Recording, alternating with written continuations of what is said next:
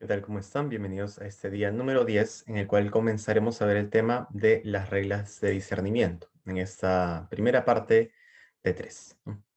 Estas reglas de discernimiento son propias de los ejercicios espirituales, es decir, son aquellas que recomienda San Ignacio de Loyola. Vamos a ver una pequeña introducción antes de pasar directamente a las reglas en sí, ¿no?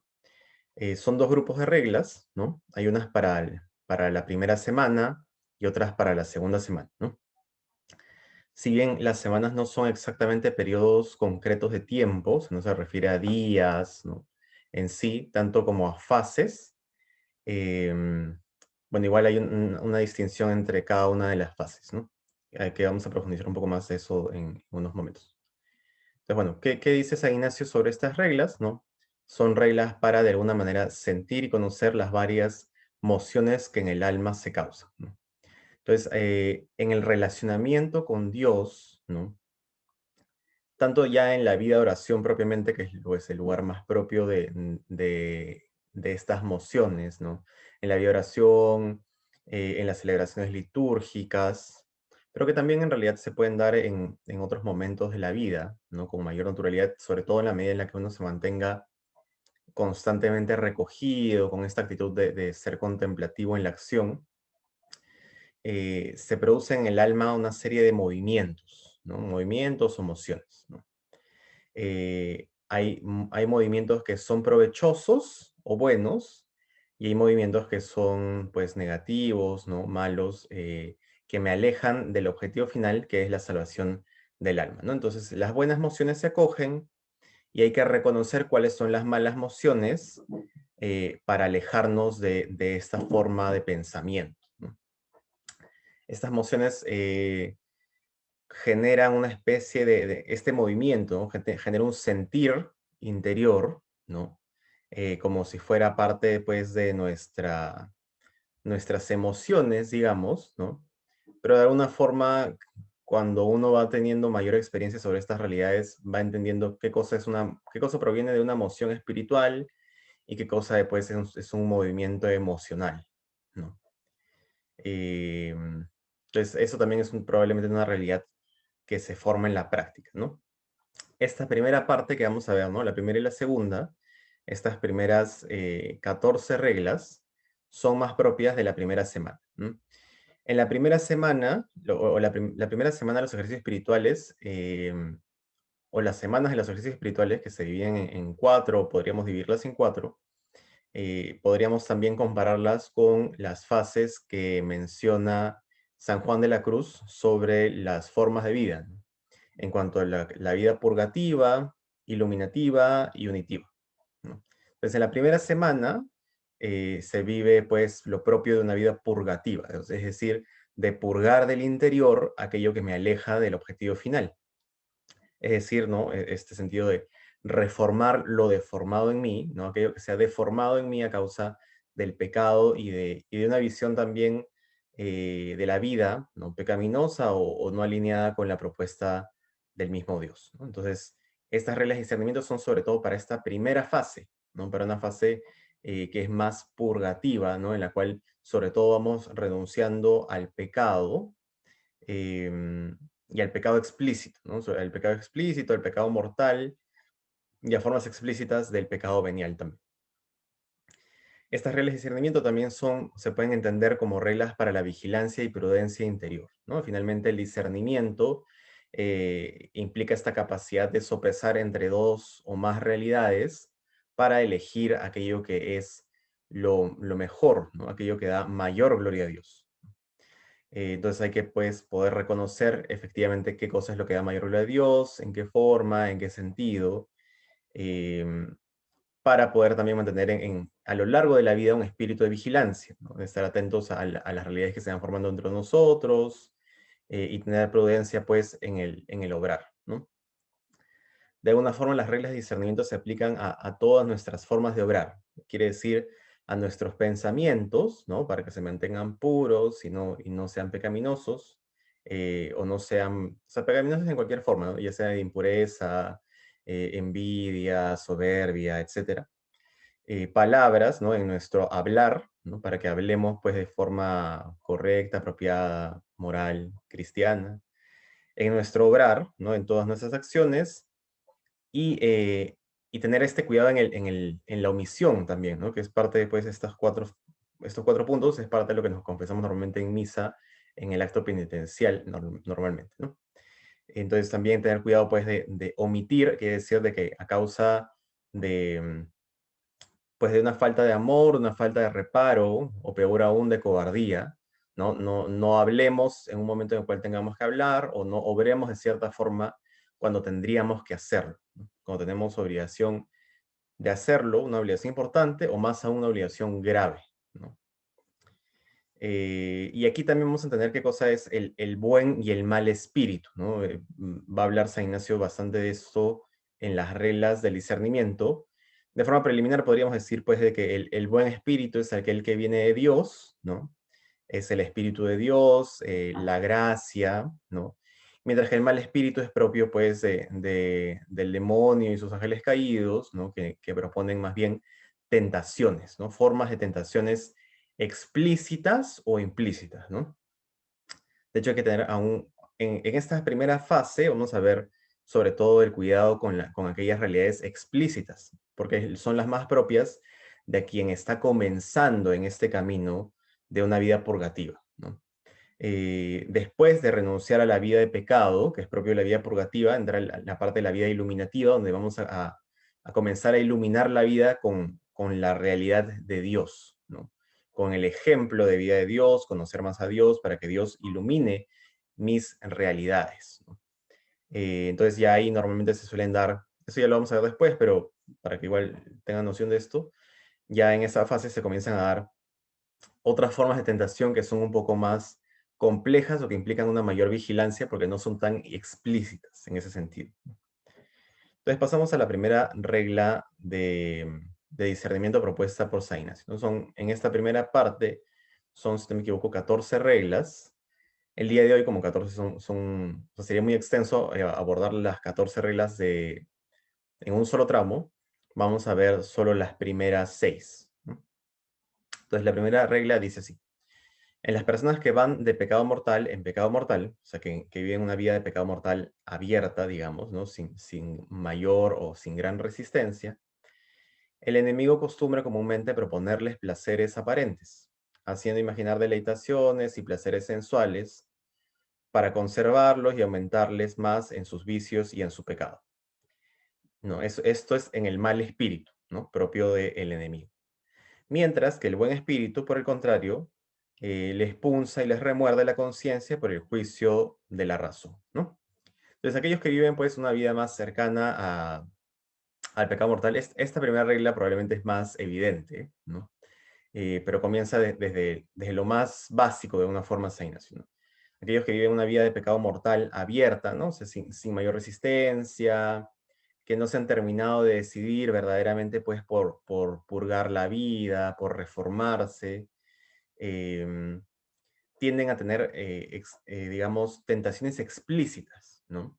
Entonces te tientan con realidades que son, o sea, que explícitamente tú sabes que son pecado, pero como estás tan atado como uno podría estar tan atado a realidades, o sea, estos placeres sensibles, deleitaciones, etcétera, el hecho de que sea pecado no es suficiente para poder, digamos, tomar una decisión firme de ir en contra de eso, ¿no? Entonces, eh, digamos que son personas, ¿no? Igual, de alguna forma todos pasamos por esta etapa, en realidad, ¿no? Pero digamos, quienes están en esta primera etapa, ¿no? Son personas, pues, que todavía no han asumido de repente un compromiso firme de lucha y son más fáciles de tentar con realidades que son así sensibles, ¿no?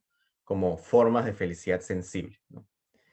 Eh, y en esta misma dinámica es propio del Espíritu de Dios, ¿no? Es propio de Dios, pues, remorder la conciencia, ¿no? Para evitar, para evitar y para alejarnos de una vida de pecado, ¿no? O sea, generar este dolor de conciencia, esta reflexión, este sentido o sea, ¿qué estoy haciendo? ¿Por qué lo estoy haciendo? ¿Para qué? ¿Realmente me ayuda o no? ¿No? ¿Cuáles son las consecuencias de lo que estoy haciendo?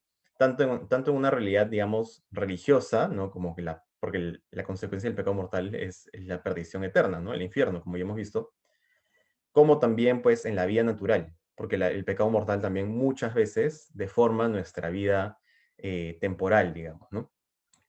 Dependiendo también del tipo de pecado, ¿no? Si es explícitamente en contra de Dios, en contra del otro o en contra mío. De una forma, siempre rompe con una de las tres, o sea, siempre rompe con las tres realidades, ¿no? Con Dios, con el otro y con uno mismo, pero de manera particular, a veces más con una que con otra, ¿no? Dependiendo del tipo de pecado mortal que sea.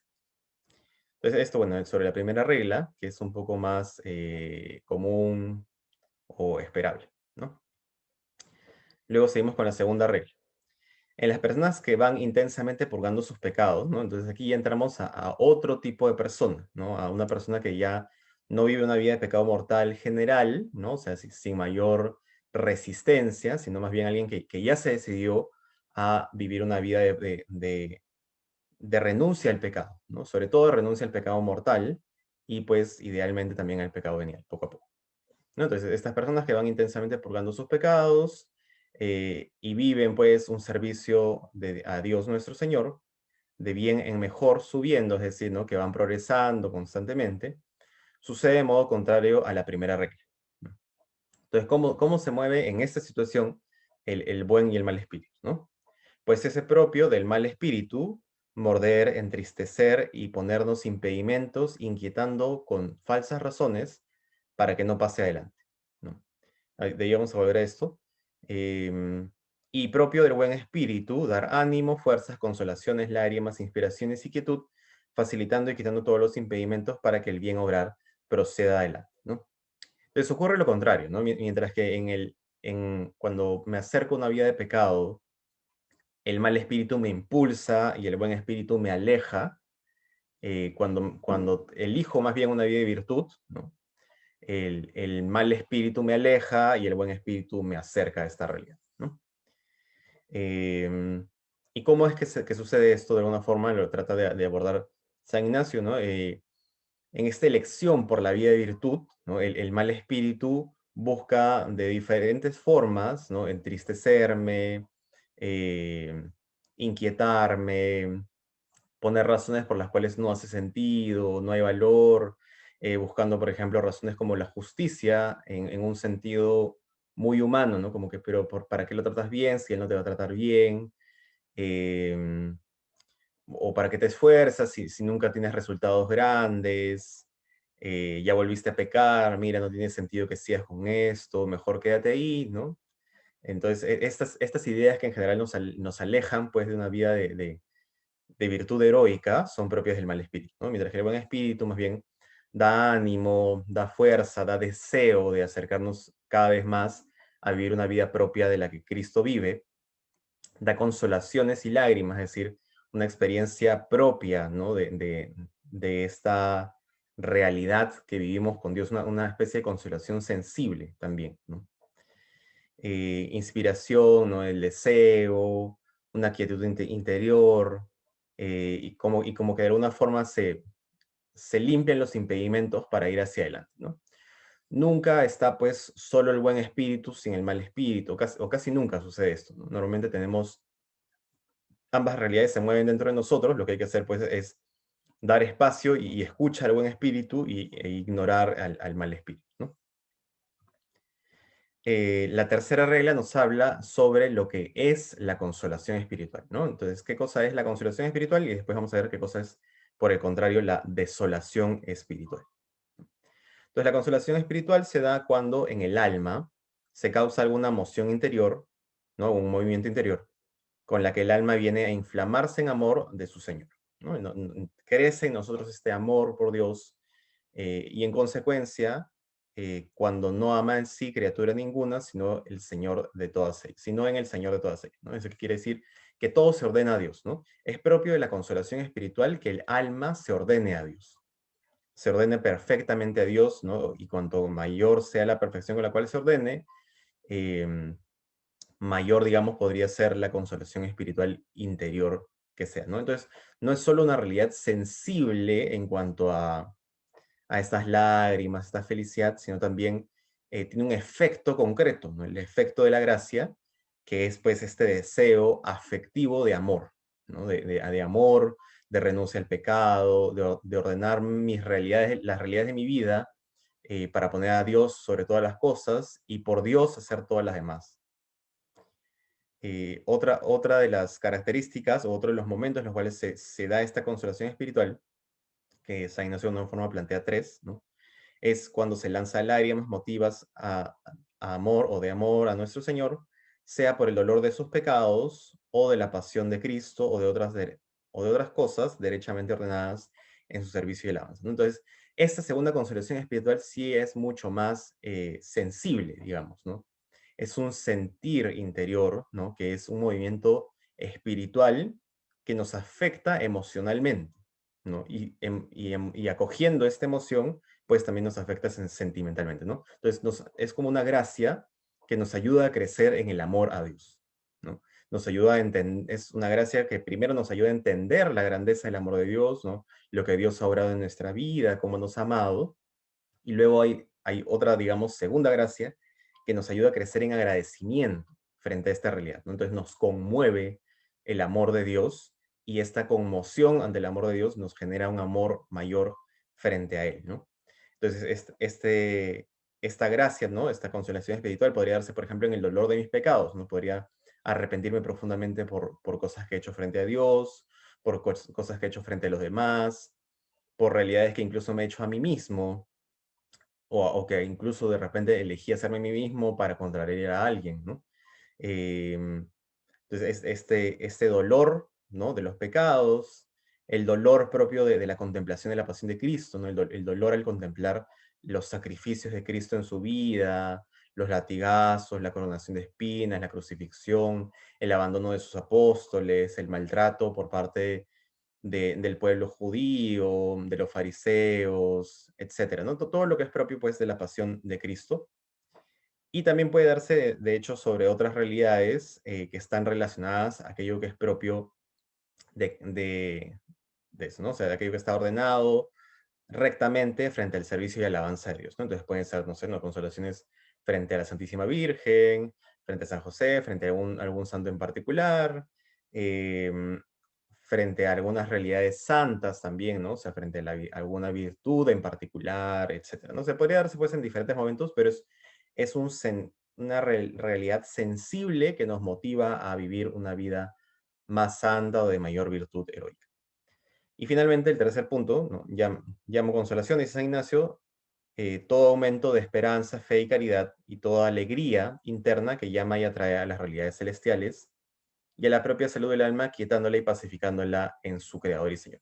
Entonces, a veces esta realidad de la consolación espiritual, ¿no? En la primera parte hablamos de una realidad que afecta el interior, pero que a veces no nos afecta mucho sensiblemente. La segunda es más bien una realidad que nos afecta bastante sensiblemente y por lo tanto afecta también interiormente. Y la tercera es más bien, sí es una realidad que nos afecta sensiblemente, pero de forma más como que callada, pacífica y tranquila, y también pues nos llama a movernos en amor a Dios, ¿no? Entonces es una alegría interna más serena, ¿no? Que produce en nosotros esto, ¿no? Este aumento de fe, esperanza, caridad, ¿no? Ese sí es un aumento concreto, ¿no? Una gracia que acogemos en nuestra vida y que obramos pues también por voluntad propia. Y que fue finalmente, claro, nos atrae estas realidades celestiales, a Dios, a la vida de virtud, a cumplir la misión que Cristo nos ha enviado a cumplir en la tierra. Y es una realidad sobre todo pacífica, ¿no? Es una alegría pacífica, de repente no está acompañada de lágrimas ni de sentimientos fuertes, pero es como la complacencia de estar pues al lado de Cristo, ¿no? Ya eso es una consolación espiritual. La cuarta regla nos revela un poco cómo funciona más bien lo opuesto, que es la desolación espiritual, ¿no? Nos comenta si San Ignacio, la desolación espiritual es todo el contrario de la tercera regla, así como la oscuridad del alma, ¿no? Este sentido de desolación, de soledad, de que Dios no está conmigo, una turbación en ella, ¿no? En nuestra alma, ¿no? Quiere decir que no alcanzamos paz, que sentimos como que no estamos en el lugar en que debemos estar, no sabemos si los pasos que damos van hacia adelante, un movimiento, una moción hacia las cosas bajas y terrenas, ¿no? Que es pues propio del primer punto que hablábamos en la parte de la constelación espiritual. Entonces, en lugar de haber un movimiento hacia las realidades celestiales, ¿no? Hay un movimiento hacia las realidades terrenas, ¿no? Eso también es desolación espiritual, ojo, ¿no? No es una realidad sensible, pero sí es una realidad afectada, ¿no? En cuanto a que si yo crezco en deseo de realidades bajas, ¿no? O sea, bajas, pecaminosas, o terrenales, ¿no? O sea, mundanas, como el deseo de acumular riquezas sin ninguna virtud, el deseo de acumular poder sin ninguna búsqueda de caridad, de conocimiento también, sin ningún deseo de amar.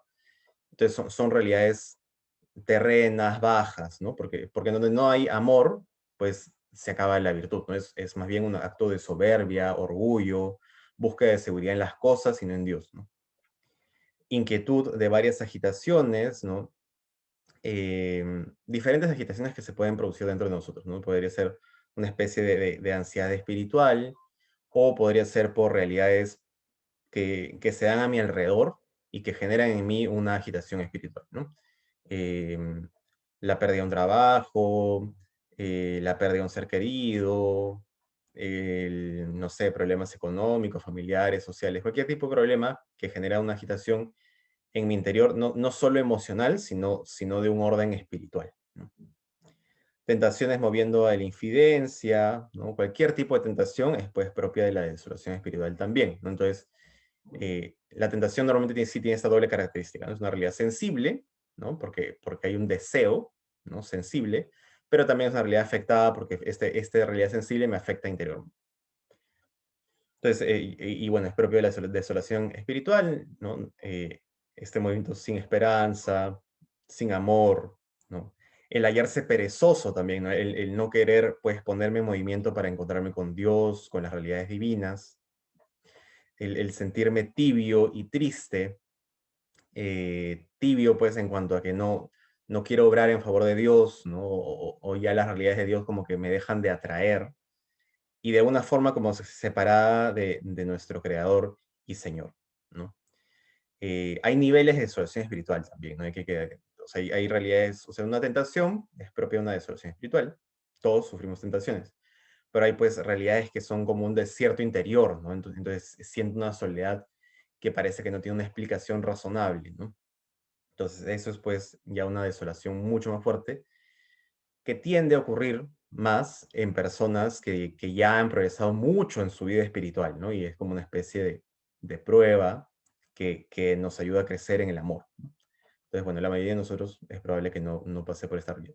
Pero igual, en alguna medida, pasaremos por pruebas que implicará una desolación espiritual, ¿no?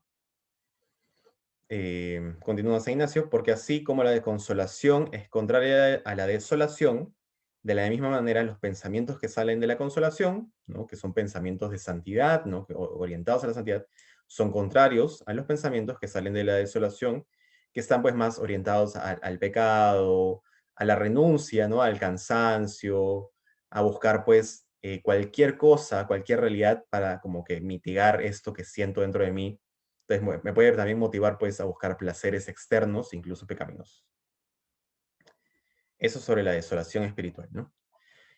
Sigue profundizando San Ignacio sobre el tema de la desolación en las siguientes reglas, de hecho, si no me equivoco, de la quinta hasta la novena, me parece. El día de hoy solo vamos a ver hasta la sexta, pero bueno, igual para que tengan noción de esto, ¿no? Entonces la quinta sigue hablando de la desolación y dice, ¿no? En tiempo de desolación, nunca hacer mudanza, más estar firme y constante en los propósitos de determinación en que estaba el día antecedente de tal desolación, o la determinación que estaba en la antecedente consolación. Porque así como la consolación nos guía y aconseja más el buen espíritu, así la desolación nos aconseja y nos guía más en el mal, ¿no? Cuyos consejos no podemos tomar camino para acertar. Porque es propio del mal espíritu, pues el deseo, ¿no? O sea, el deseo del mal espíritu, el deseo del demonio, es alejarnos de Dios. En cambio, el deseo del buen espíritu, el deseo del espíritu de Dios, es acercarnos a Él, ¿no? Entonces, sobre todo esta primera parte, ¿no? Nunca hacer mudanza, ¿no? ¿A qué cosa se refiere, no? A que justo a raíz de lo que hablábamos en el punto anterior, ¿no? si la desolación nos aleja de Dios, ¿no?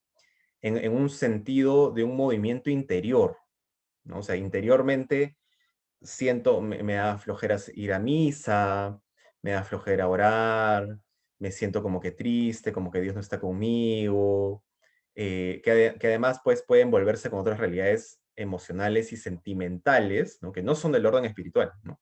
Son más bien de un orden natural. Em, pero a veces todas estas realidades se juntan, ¿no? Eso también hay que tener pues, esta percepción que poco a poco se irá desarrollando en quienes vayan tomando esta dinámica, ¿no? Pero bueno, es propio de la desolación o sea, la desolación me invita a hacer mudanza hacia el pecado o hacia la renuncia de propósitos santos o hacia mi camino en general de pues acercarme a Dios, ¿no? Entonces es propio, pues, de que quien quiera mantenerse cercano a Dios, ¿no? Quien quiera, pues, discernir, porque al final el discernimiento siempre o sea, el discernimiento siempre está guiado por el objetivo final, que es la salvación del alma. Entonces, en la desolación yo no puedo hacer mudanza, ¿no? Porque además es muy difícil, ¿no? O sea, San Ignacio es bien recto en este sentido, ¿no?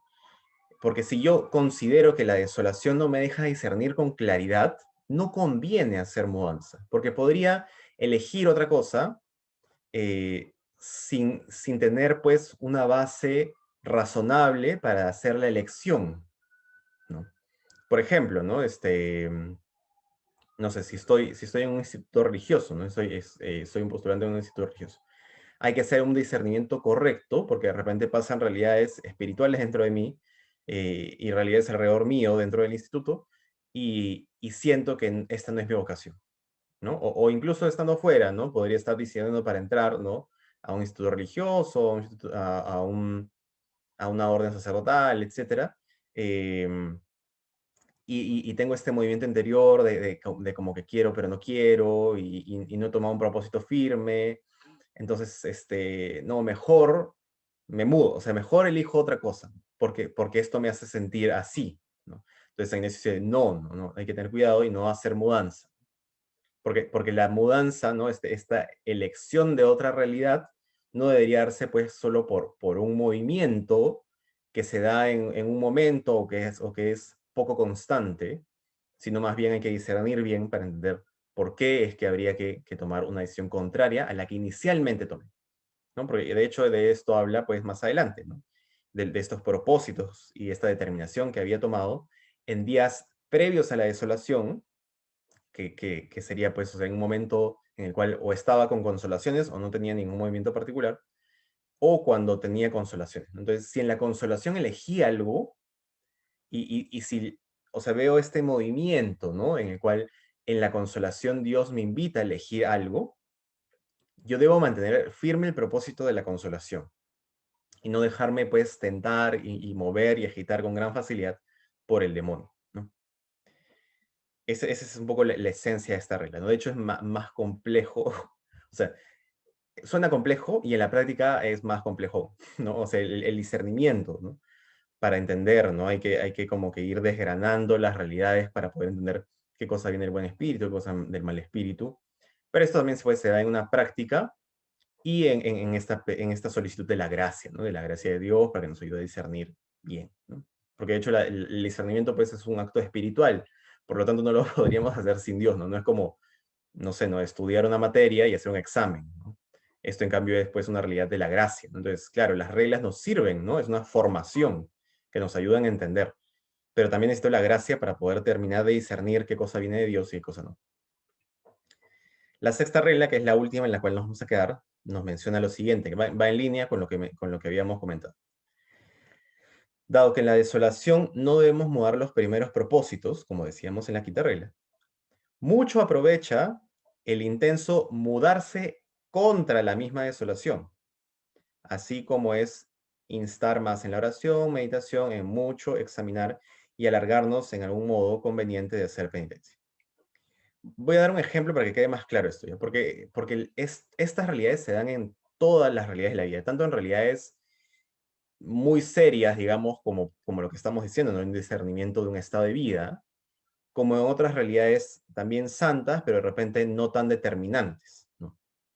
Vamos a tomar un ejemplo un poco menos determinante. Por ejemplo, digamos que yo he estado orando o sea, y en estos momentos de oración, ¿no? Tuve una inspiración, una consolación espiritual que me llevó a decir, los viernes voy a hacer ayuno, ¿no?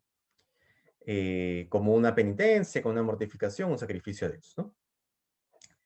Y después, pues, viene ¿no? Digamos que esto pasa un lunes, ¿no? Entonces pasan los días, llega el viernes, y este día me despierto, pues, con una especie de sequedad espiritual, ¿no? Una desolación interior que me dice como que, pero qué flojera, no puedo comer lo que quiero, igual Dios ni siquiera sé si le va a agradar, ¿no? O sea, a Dios le gusta que esté feliz, y comienzo a hacer un razonamiento en contra de lo que había elegido en mi momento de consolación, ¿no?